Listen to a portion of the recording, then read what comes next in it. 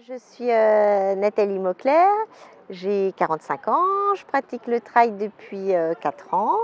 Je suis championne du monde de 2013 et 2015. Mes autres victoires sur les autres courses sont le Grand Raid de la Réunion en 2013 et 2014. Et puis là, l'UTMB cette année. C'est la première fois que je gagne l'UTMB. Je l'avais fait l'année dernière et j'avais fini troisième. C'est vraiment fabuleux. C'est vraiment quand même une très grande course de trail qui se déroule en France, avec quand même 170 km, plus de 10 000 mètres de dénivelé à parcourir, et dans des paysages fabuleux. C'est quand même super de gagner cette grande course. Je suis vraiment très très contente. J'ai trouvé que pour cette édition, il y avait vraiment un public qui était présent, de connaisseurs. Et il y avait vraiment du monde partout sur le parcours. Et je pense aussi la météo qui était clémente, que ce soit pour les coureurs et les spectateurs, a vraiment ajouté une note de convivialité et de partage. La plus grande difficulté sur l'UTMB, c'est la fin, après Champé, parce qu'en fait, on a déjà parcouru 120 km et il nous reste 3 cols à franchir. On doit faire encore, je ne sais plus, entre 3 et 5 000 mètres de dénivelé.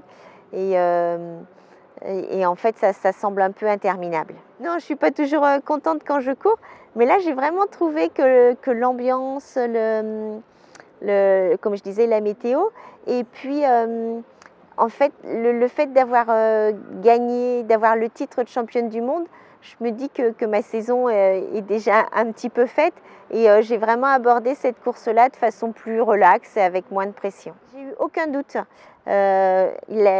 Parfois, quand on court, on dit il y a la petite voix qui vient nous voir et qui nous dit « Mais qu'est-ce que tu fais là? Arrête-toi !» Moi, je ne l'ai pas entendue, elle n'est pas venue me voir.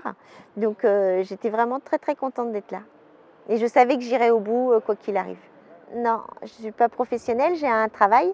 Je suis cadre de santé, je suis responsable infirmière dans un service de rééducation au Mans, près de chez moi.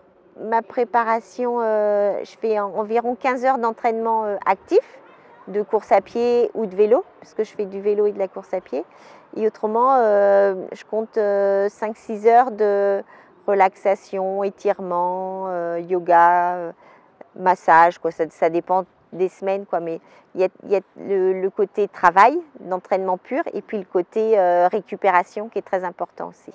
5-6 heures par semaine. En gros, je considère que la course à pied me prend entre 20 et 25 heures par semaine, et je travaille à 80%, donc 30 heures semaine.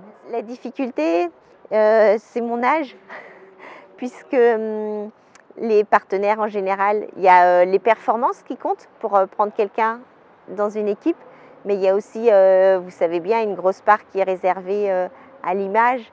Et j'ai vraiment eu beaucoup de chance que Mizuno m'accepte dans leur équipe, parce que beaucoup considèrent que je suis un peu âgée, alors que pourtant je ramène des résultats.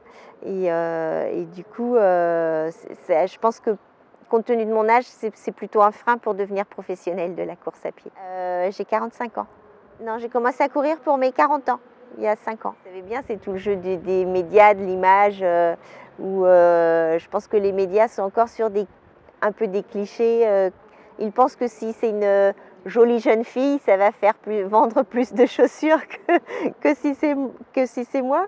Alors que je pense que quelque part, ils font une erreur, parce que le fait d'être maman, d'avoir un travail, ça permet de...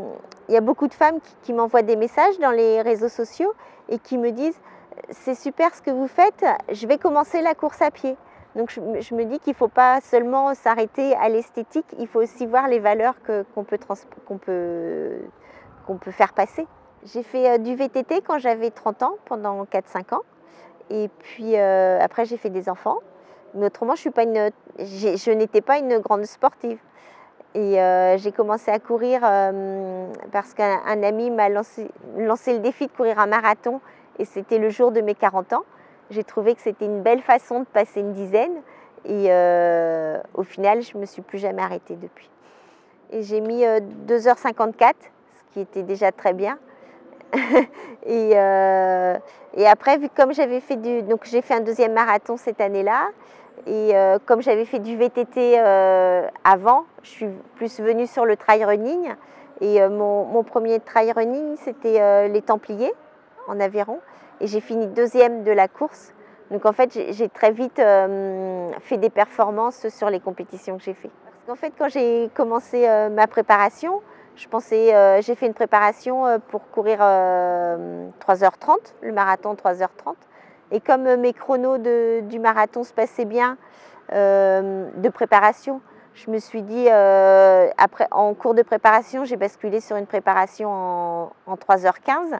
Et puis le matin du marathon, je me suis dit, allez, tu as bien bossé, il faut que tu essaies de le faire en 3h. Et ça a passé en 2h54. Je me cale 3-4 grandes compétitions dans l'année. Et puis après, j'ai des petites compétitions à côté de chez moi. Mais j'ai que 3 ou 4 objectifs principaux sur une saison. Les championnats du monde en mai, la Varée de Trail en juin, j'ai fini deuxième, l'UTMB, donc où j'ai fini première, et je vais au Grand Raid de la Réunion fin octobre. Il faut pouvoir faire une bonne préparation pour chaque objectif. Il faut avoir envie de courir, il faut avoir envie de le réaliser, cet objectif. Si on en met plein tous les week-ends, ou si moi je me disais, allez, je fais un ultra tous les mois, bon, au final, j'aurais peut-être pas envie de le courir, cet ultra-là. Que là, à chaque fois, quand j'arrive sur une course, j'ai envie de le courir, j'ai envie de faire un challenge, j'ai envie de faire une compétition, quoi. Et c'est important d'avoir l'envie. Si on prend le départ d'une course et qu'on n'a pas envie, déjà, on enlève des chances de réussir. Près de Paris, au Le Mans. Donc je m'entraîne sur le plat, c'est ça. Et je fais du vélo en compensation pour compenser le manque de dénivelé. Le vélo permet de travailler quand même les quadriceps, donc de pouvoir travailler la musculation donc pour les montées. Un de mes points faibles reste les descentes, où là je ne peux pas les travailler à côté de chez moi. Oui, j'ai 2 enfants. Ils ont 12 ans et 8 ans. C'est difficile de tout concilier, mais j'essaie au maximum de les faire venir sur les compétitions. Donc, ce qui nous permet d'avoir les contraintes des semaines d'entraînement et d'avoir des semaines de vacances et de voyage quand je pars pour les compétitions. Oui, oui. Ils viennent avec moi à La Réunion, ils sont venus avec moi aux États-Unis.